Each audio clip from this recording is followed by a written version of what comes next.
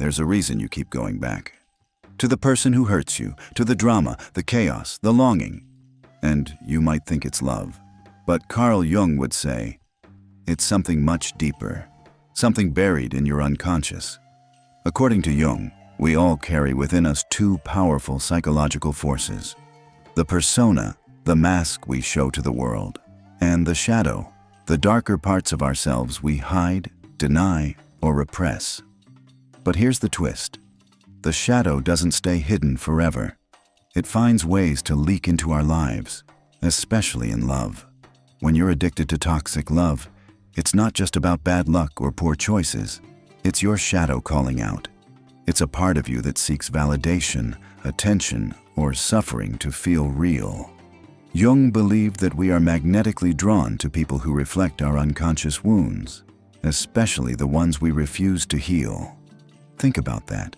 Are you falling for someone who constantly triggers your deepest fears? Do they make you feel unworthy, abandoned, or emotionally starved, just like you felt as a child? That's not coincidence. That's your psyche trying to make you face your past. Jung called it projection. We project our shadow onto others, especially romantic partners, hoping they'll fix us, save us, or complete us.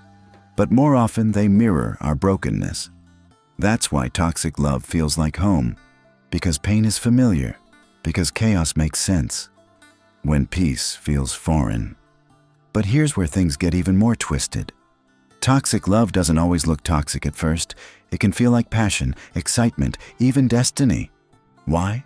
Because your unconscious recognizes the patterns, and it's seduced by the opportunity to fix what was broken long ago. We mistake emotional roller coasters for chemistry. We confuse adrenaline for intimacy. Carl Jung once said, "Until you make the unconscious conscious, it will direct your life and you will call it fate." So what if your heartbreaks were never accidents? What if they were your soul trying to awaken you? This is your first challenge. Look inward. What patterns are repeating in your relationships? What part of you keeps choosing pain? And why? Take a moment today to write down every toxic relationship you've been in. What did they all have in common? Not just the person, but yourself. What did you allow? What did you chase? What did you fear? Healing starts with awareness. Behind every toxic relationship is a wounded inner child. And Carl Jung knew this better than most. According to Jung, we all carry an inner child, the part of us that was shaped by early emotional experiences. If that child was neglected, criticized, or emotionally abandoned, they grow up desperate for love. But not just any love. They want the love they never had. And in that hunger, they often chase it in the worst places. You don't just fall in love with a person, you fall in love with the feeling they bring. Often a recreation of something deeply familiar, even if that feeling is pain. This is why toxic love feels like destiny. Your inner child is in charge, and it's not rational, it's desperate. Carl Jung spoke often of individuation, the journey of becoming whole by integrating all parts of yourself, including the wounded ones. Without this inner work, your relationships will always be a battlefield between your present self and your past pain. Let's be brutally honest. Do you constantly seek validation? Do you fear abandonment? Do you cling even when it hurts? These are signs your inner child is running the show. And until you stop ignoring that child, until you give them the love they've been screaming for, you will continue to attract lovers who hurt you in the same ways your caregivers did. But here's the good news. The moment you start parenting yourself, the addiction begins to lose its power. Start asking, what does my inner child need to feel safe? What boundaries do I need to set to protect them? How can I become the person they needed back then? Because you can't heal through another person.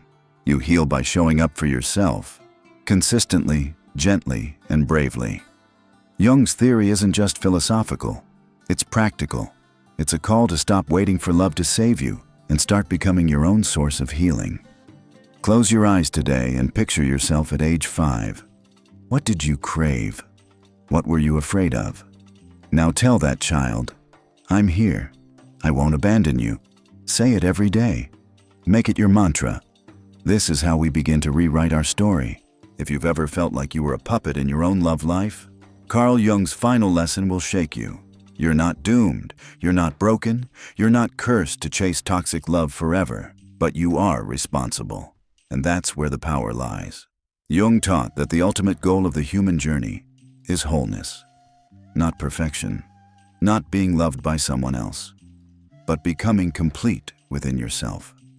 To do this, we must confront and integrate the shadow, nurture the inner child, and reclaim our autonomy. So how do we stop the cycle?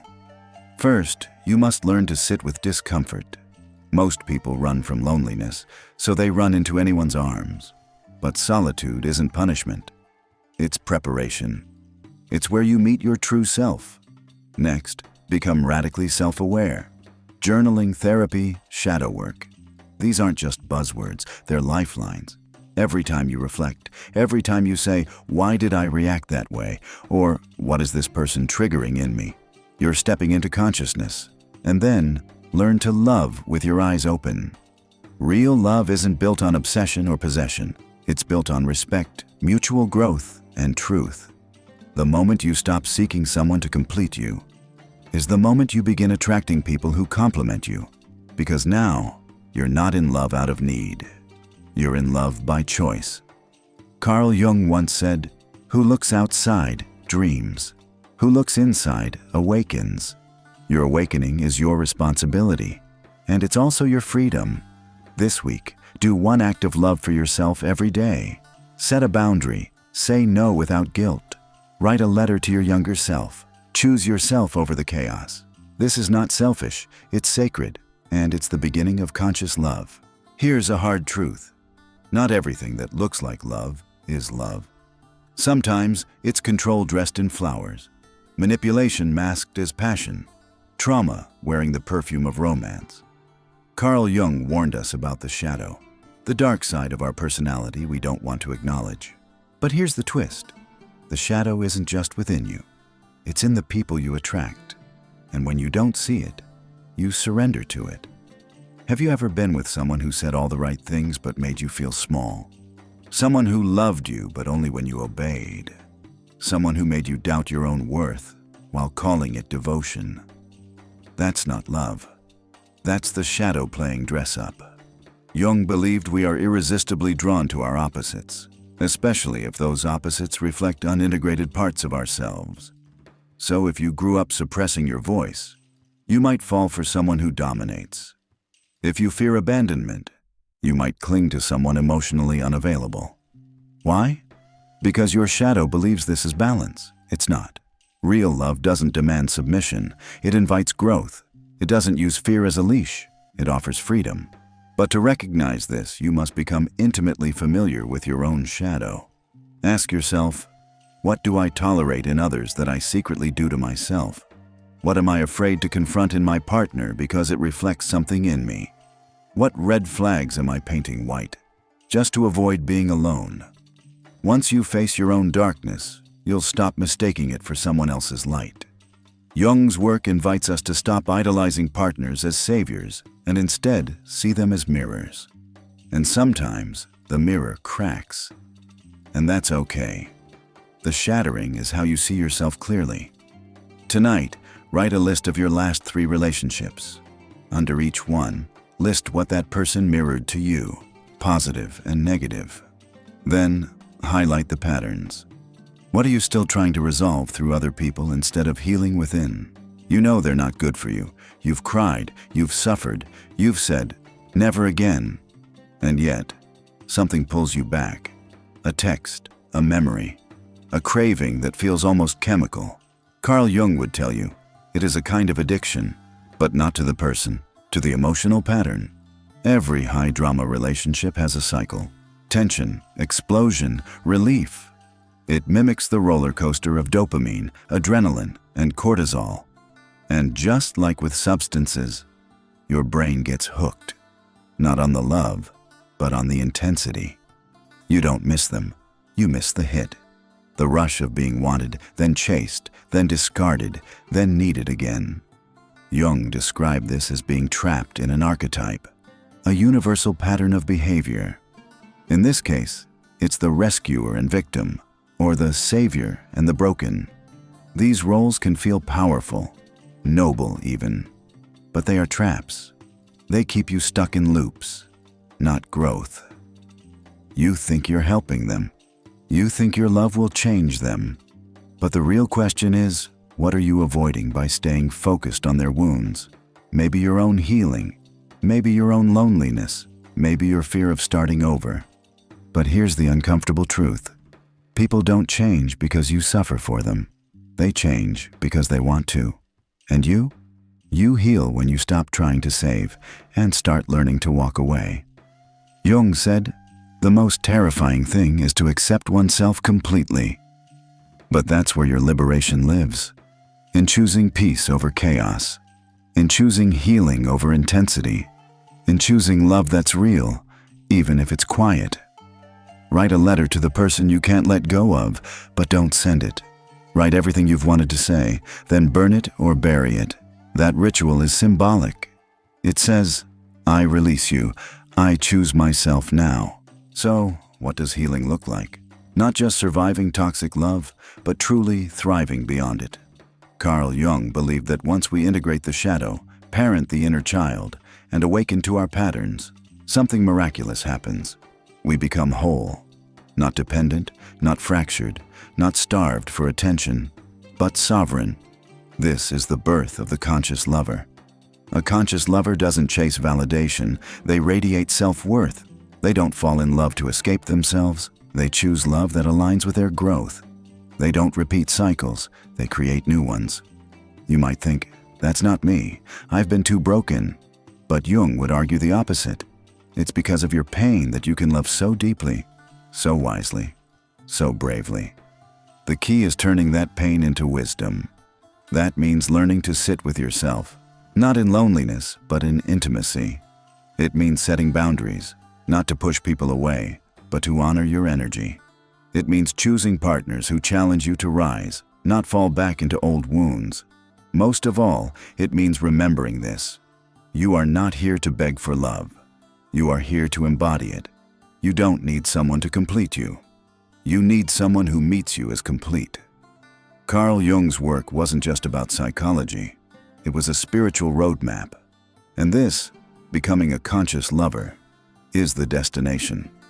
Each morning this week, speak this affirmation. I choose love that feels like peace. I release what hurts, and I rise into wholeness. Say it out loud.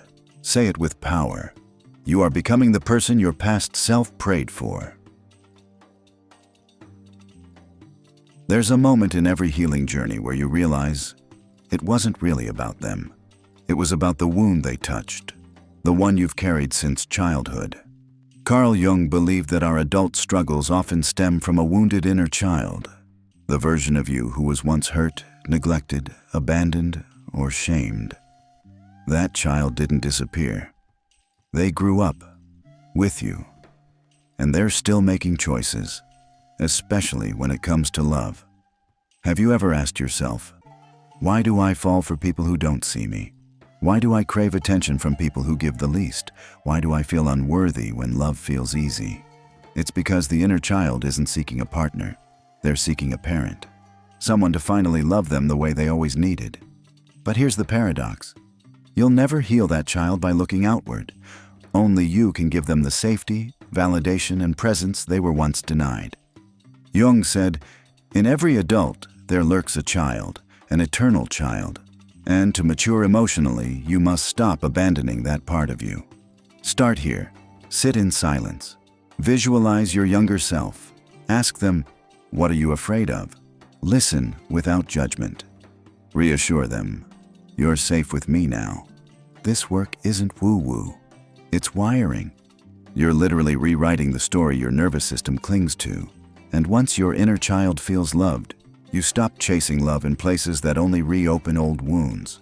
Find a childhood photo of yourself. Place it somewhere visible. Every day, speak kindly to that child.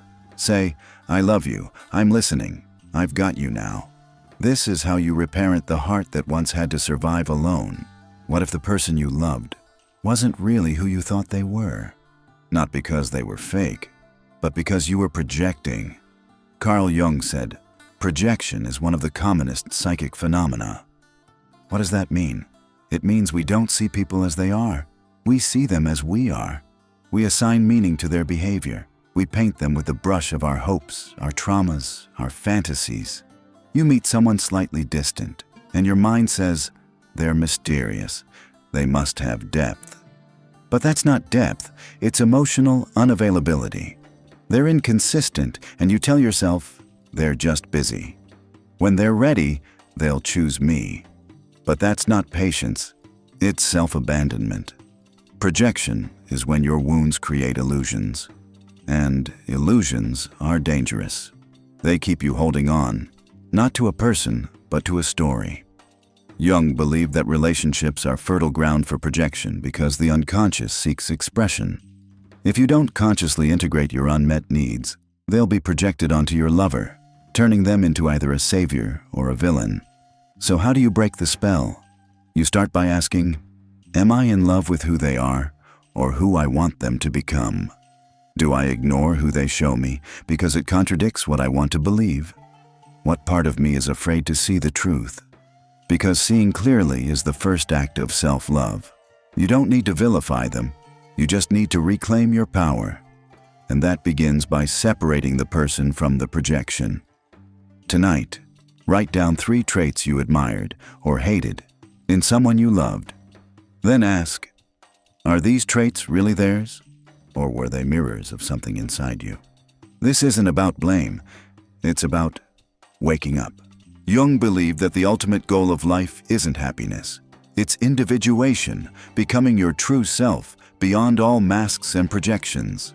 And love, real, conscious love, it is not the destination, it is the mirror that helps you get there. When we use relationships to avoid ourselves, we stay asleep. But when we use love to know ourselves, we awaken. Not to find someone to complete you, but to remember, you were never incomplete. Individuation means you stop abandoning yourself to be loved. You integrate your shadow. You meet your inner child instead of hiding them. You stop chasing the one and start becoming the one. Because here's the truth. The more you know yourself, the less you tolerate relationships that diminish you. The more you love yourself, the more you attract those who resonate with your truth. The more whole you become, the more peaceful love feels. Jung said, until you make the unconscious conscious, it will direct your life and you will call it fate. This is your awakening, your return to yourself, your love story with you. Today, pause and ask, what part of me still believes love has to hurt? Then gently release that belief. You are no longer at war with yourself. From now on, love starts with truth, and truth starts within. Why does your heart race for the one who pulls away? Why do you feel butterflies around the one who makes you anxious? Carl Jung's theories help us understand this paradox. It's not love, it's trauma reenactment. Here's the raw truth. We are drawn to what's familiar, not necessarily what's healthy. If chaos, rejection, or emotional distance were part of your early experiences, your nervous system learned to associate those patterns with love. So when you meet someone stable, calm, and kind, you may feel bored. But when you meet someone unpredictable, distant, or hot and cold, your body lights up, not because it's right, but because it's known. Jung called this the compulsion to repeat. The unconscious mind repeats unresolved trauma, hoping for a different outcome. You don't actually want the person who hurts you.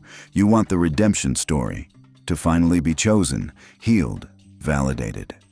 But here's the problem. That person isn't capable of giving you what you need. And healing never comes by reenacting the wound. To break free, you must stop chasing the high of chaos and start pursuing the peace of connection. The calm presence of real love may not feel like fireworks, but it feels like home. Next time you feel intense chemistry, pause. Ask yourself, is this attraction or activation? If it's activation, breathe. You're not crazy, you're healing. Step back and choose yourself instead. When you love someone who can't love you back, You begin to shrink yourself. You silence your truth. You abandon your needs. You wear a mask. And slowly, you forget who you were before the performance began. Carl Jung warned against the dangers of the persona, the social mask we wear to gain approval. In toxic love, the mask gets thicker. You play the role they need, hoping it earns you the love you crave. But the price? Your authenticity, your aliveness, yourself.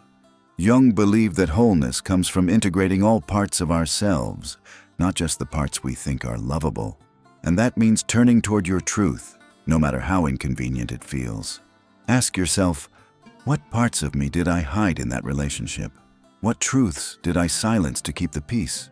Who was I before I forgot myself? Because love should not require you to disappear. Real love doesn't demand your perfection. It invites your wholeness. And here's the shift. When you stop performing, you begin attracting people who love the real you.